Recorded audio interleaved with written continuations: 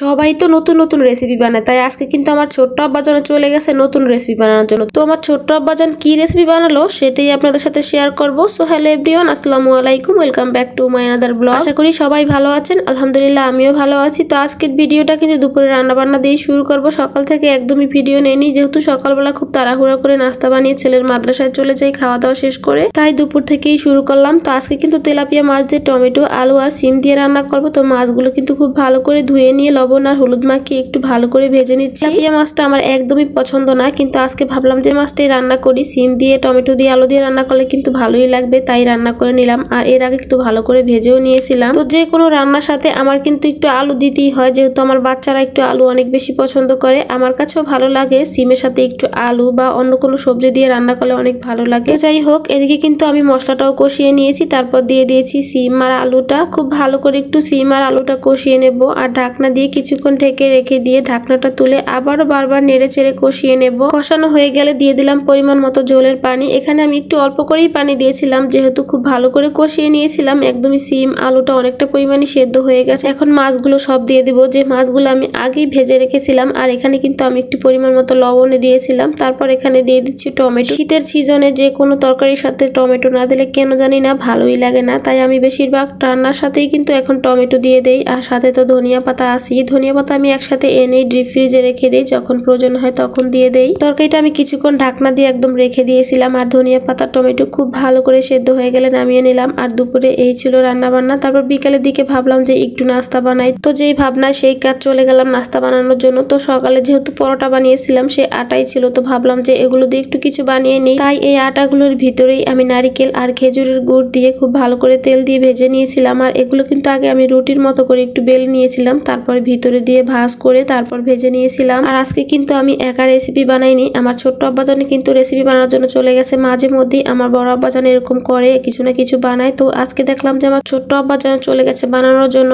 বাসায় একটু আলুর ভর্তা ছিল, ও আলুর ভর্তাটুকু আমার কাছে নিয়ে বলে, আম্মু এগুলোর ভিতরে আমাকে একটু চিনি দাও। আমি বললাম যে খালি বাটিতে নাও, এগুলো দিয়ে কি করবা? ও বলছিল যে এটার ভিতরেই দাও। তো কি আর করার, বাধ্য হয়ে দিলাম। এরপর আমি আর আমার হাজবেন্ড বসে কথা বলতেছিলাম। তারপর আমি শুনতেছি বলতেছে যে এই রেসিপিটা আমি ফোনে দেখেছিলাম, একদম মিথ্যে, মানে একা এক কথা বলতেছে। পরে দেখলাম যে এগুলোর ভিতরে একটা ডিম ভেঙে দিয়েছে, সাথে ডাল দিয়েছে আর লবণ আর চিনি সবকিছু দিয়ে মাখিয়ে নিয়েছে। এখন আমাকে বলতেছে যে আম্মু এটা ভেজে নাও, আমি কিন্তু একটা নতুন রেসিপি বানাইছি, সাথে কিন্তু আমার রুটিও বানাই দিতে হইব। তো কি আর করার, এটা ভেজে দিলাম আর সাথে রুটিও বানাই দিতে হয়েছে বাধ্য হইয়া। আর এই ডিমটা কিন্তু অনেক বেশি মিষ্টি হয়েছিল, যেহেতু এগুলোর সাথে চিনি দেওয়া ছিল। তো আজকের মতো ভিডিওটা এখানেই শেষ করলাম। সবাই ভালো থাকবেন। আমার ভিডিওটা কেমন হয়েছে, আমার ছোট্ট আব্বাজানের রেসিপিটা কেমন হয়েছে অবশ্যই জানাবেন। আল্লাহ হাফেজ, আসসালামু আলাইকুম।